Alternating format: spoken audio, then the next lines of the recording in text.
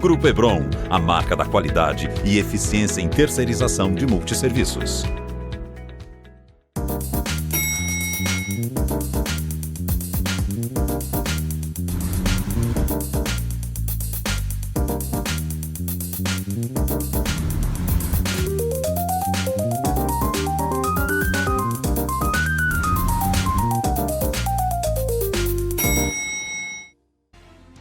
Olá pessoal, eu sou Rogério Tacitani e este é mais um Condomínio Informal, o programa que trata o universo condominial de maneira leve e descontraída. Eu estou aqui com o meu time de síndicos 5 estrelas e hoje a gente vai falar sobre animais silvestres em condomínios. Carlos, você que tem alguns condomínios de casa e teve experiência com isso, quer começar?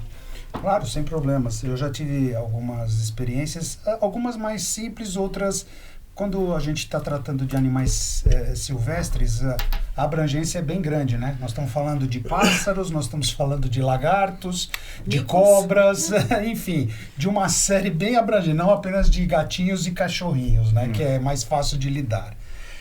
E eu acredito, até pelo fato do morador que opta por morar num condomínio de casas, né? Que dá aquela sensação de maior liberdade, ele talvez entenda que ele está livre das mesmas prerrogativas que ele teria num condomínio de apartamentos. Então, o caso mais específico que eu tenho, que foi mais curioso, é que o condomínio ele tinha um réptil de estimação, uma cobrinha, devidamente certificada pelo IBAMA, com toda a documentação, tudo autorizado.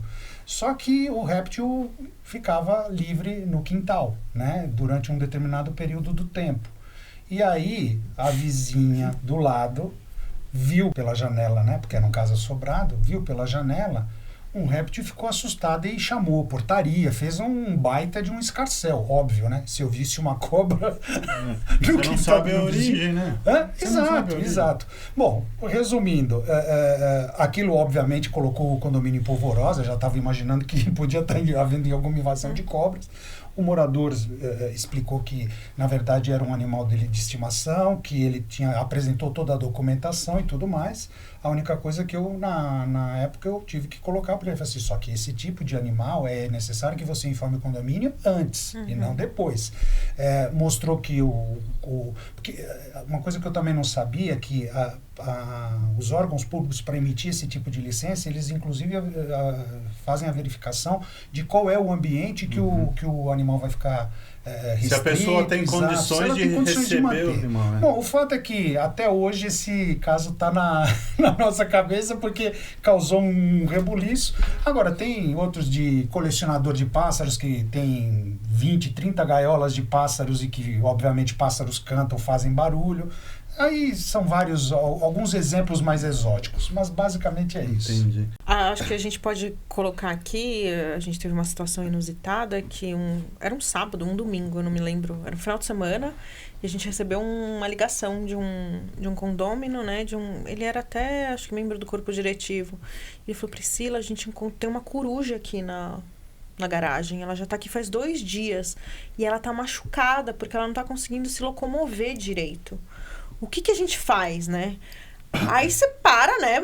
Primeira situação que a gente tinha se deparado com uma coisa assim, aí você pensa, primeiro, o que come uma coruja, né? Aí eu falei assim, avisa a portaria, pede pra portaria colocar dentro de uma caixinha e deixar ali com eles. Primeira coisa, manda no grupo de moradores. É de alguém? Não é de ninguém. Tinha uma anilha, só que a gente não conseguia identificar. Aí liguei pra uma amiga veterinária, falei, bom, o que come uma coruja? Ela tá 2 dias na garagem, então eu acho que tá com fome, né?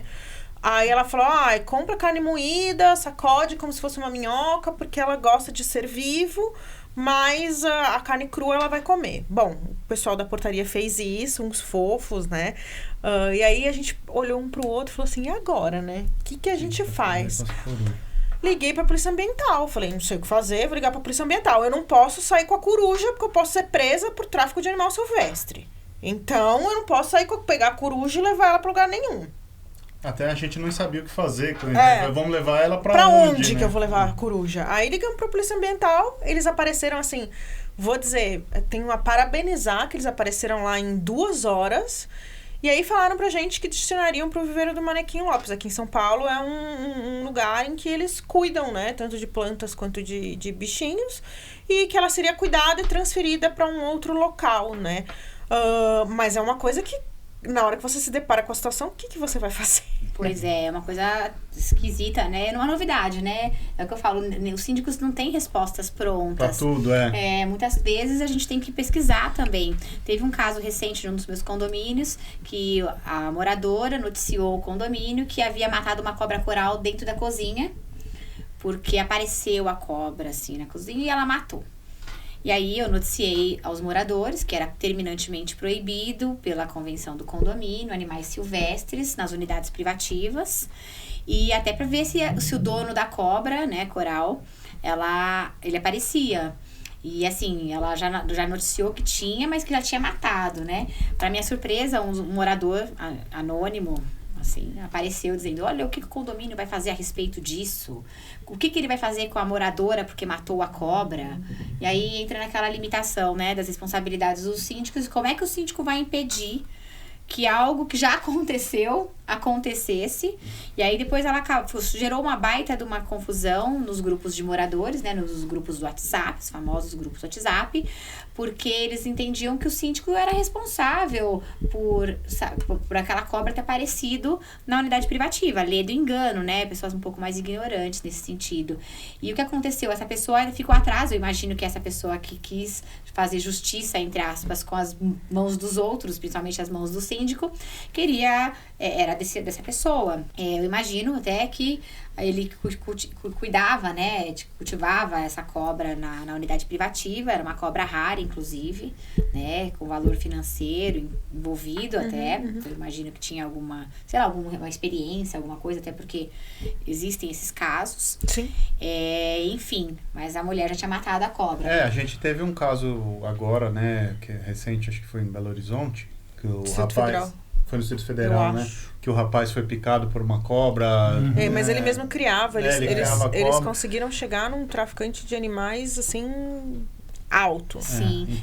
Teve um condomínio também que o rapaz, ele tinha um aquário gigantesco no quarto, onde ele alimentava cobras, várias cobras, um aquário muito grande, gigante, e a gente só ficou sabendo que ele tinha essas cobras porque ele alimentava com um hamster, ratos, camundongos, e aí os ratinhos escaparam da rodinha, e aí começaram a passar por debaixo da porta. Então você imagina o pânico que gerou aqueles ratinhos aparecendo nos elevadores, nas escadas, nas outras unidades vizinhas, e aí o zelador, ele diligente, foi atrás da onde estavam vindo os Mickeys, né? Os ratinhos. E aí descobriu-se que era naquela unidade privativa, porque o morador, ele não havia comunicado também o condomínio, porque eles fazem tudo isso muito escondido. E assim, o síndico, ele não tem como saber tudo o que acontece. Gente, isso é importante. Não existe uma bola de cristal e a gente não tem esse poder todo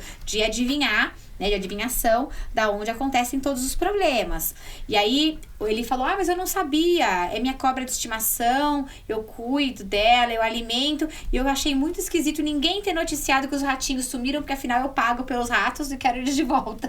Eu falei, nossa, que lindo, né? Que coisa mais linda ele fazer desse tipo de coisa.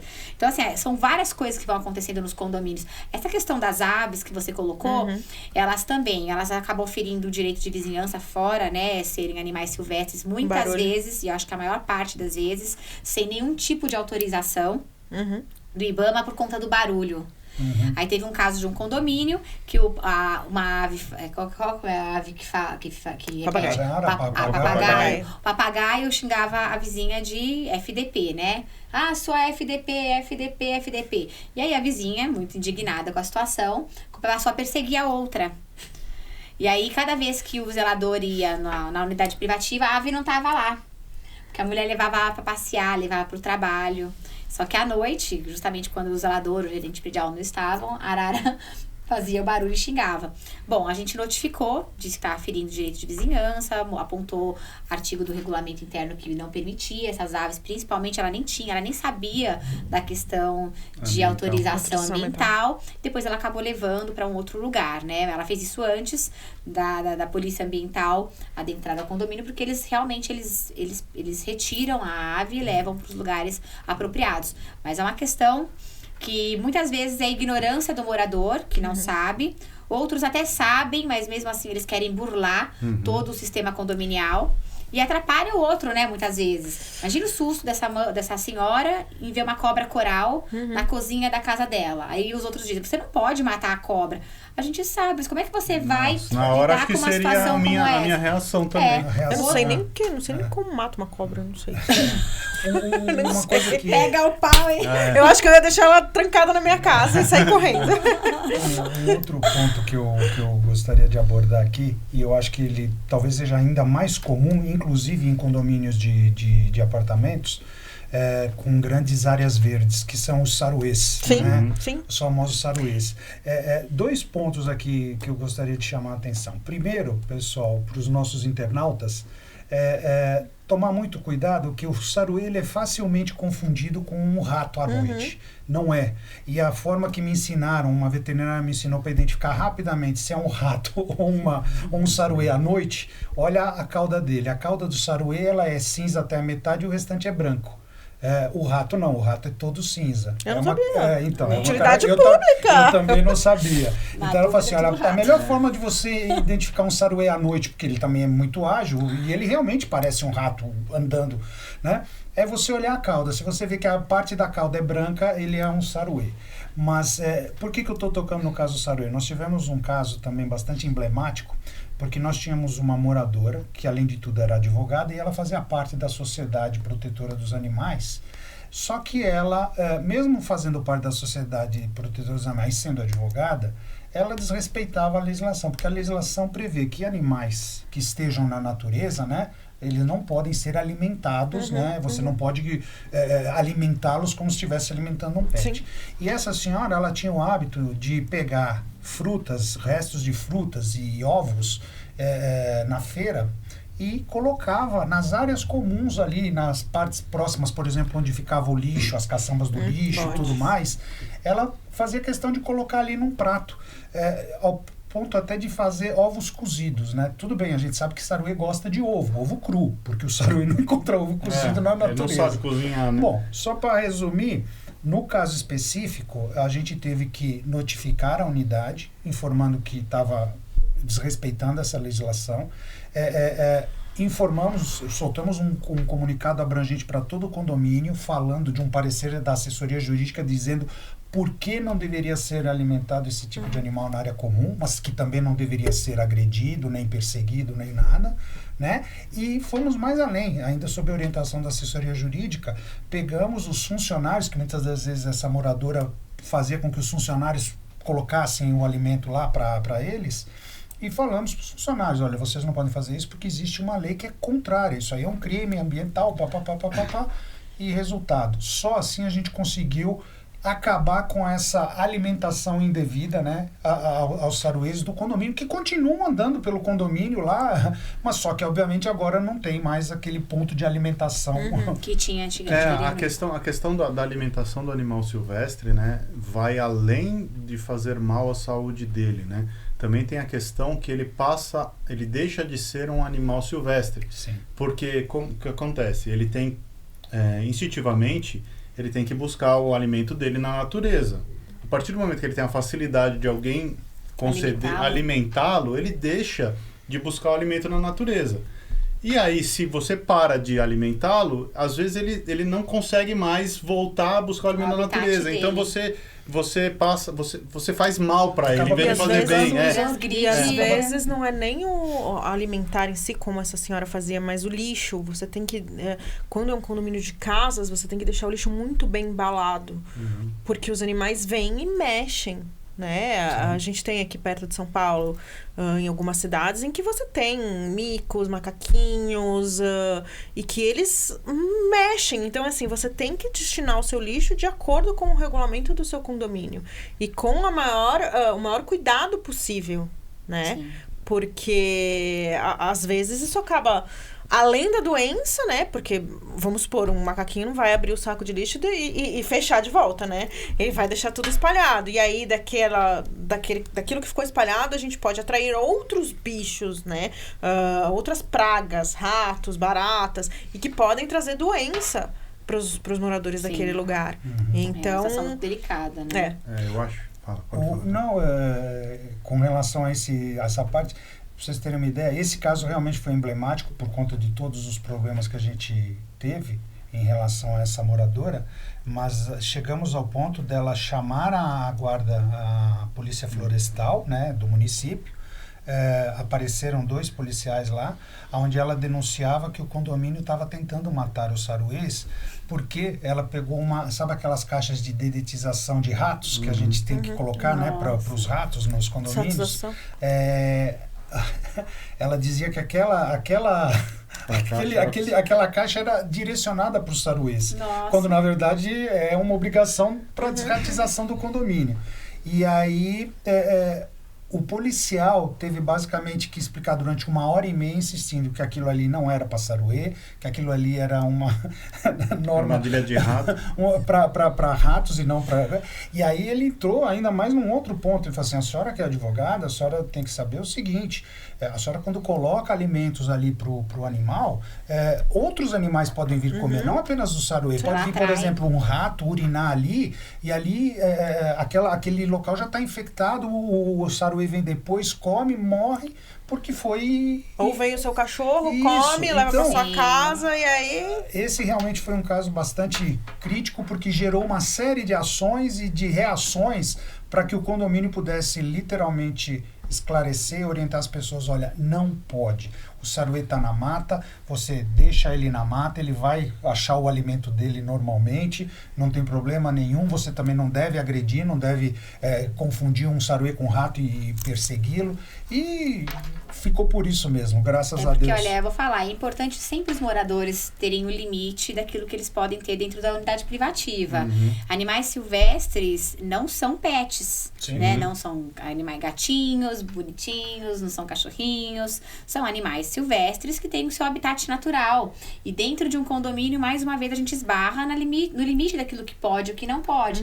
Né? Se o morador ele decide que vai manter animais silvestres dentro da unidade privativa, o que não pode, ele tem que se mudar do prédio. Ele não tem que morar num condomínio, não tem condições de morar num condomínio querendo transgredir as regras e não respeitando os outros. Né? Imagine o susto também que essas pessoas não passam. Você fez uma explicação brilhante com relação a essa questão do saruês, eu não sabia, desconhecia. E pra mim eram ratos também, né? E a gente que ainda, sei lá, eu tenho... Eu ainda tenho miopia, astigmatismo, pra mim é tudo rato. Gente, é facilmente confundível, facinho confundir se fosse moradora do condomínio... noturnos igual rato. Eu reclamaria e falaria: nossa, o prédio está empesteado de roedores, ratos. Jamais lembraria ou imaginaria que fosse um saruê. Então, assim, às vezes por uma questão de ignorância, mesmo na questão das aves. Tem pessoas que pensam que podem ter qualquer tipo de ave silvestre dentro da unidade privativa. E aí faz um barulho tremendo, né? Aqueles sons, aqueles ruídos intermitentes que o morador da outra unidade não vai gostar. E ele ainda acha que o outro morador é intolerante, que está agredindo a ave, o meio ambiente, de que ela está fazendo alguma coisa legal. É interessante como as pessoas só fazem, muitas das vezes só olham o seu direito próprio umbilical, problema, direito umbilical. Exatamente. Esse caso das gaiolas, o cara tinha praticamente ali umas 15, 20 gaiolas de pássaros, e pássaros têm a tendência de cantar, mesmo preso tem a tendência de cantar. E aí os moradores vizinhos começaram a reclamar do barulho constante, porque aquilo era recorrente e tal. Mas o morador, na interpretação dele, era os vizinhos não gostavam de pássaros. Mas ele nunca parou para pensar que ele era quem prendia os pássaros, que deveriam estar ali.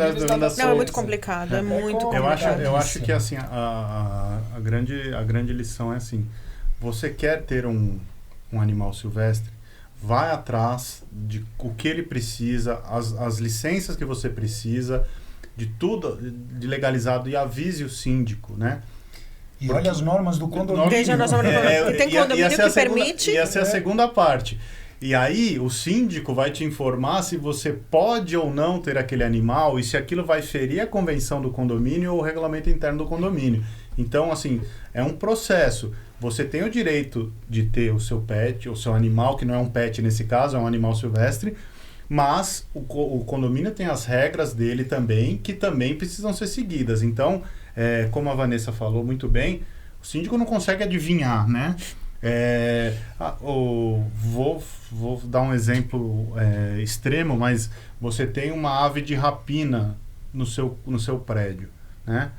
E você vê uma ave de rapina na área comum que pode ter saído do seu apartamento, como que o síndico vai adivinhar que a ave é sua? O primeiro impulso do síndico é ligar para a polícia ambiental e falar, olha, encontrei uma ave de rapina machucada, não está voando, está com algum problema, claro, por favor, venha retirá-la para dar assistência, né? Para recuperá-la e tal. Então, assim, eu acho que é importante, quanto mais transparente o condômino for também com o síndico, é importante.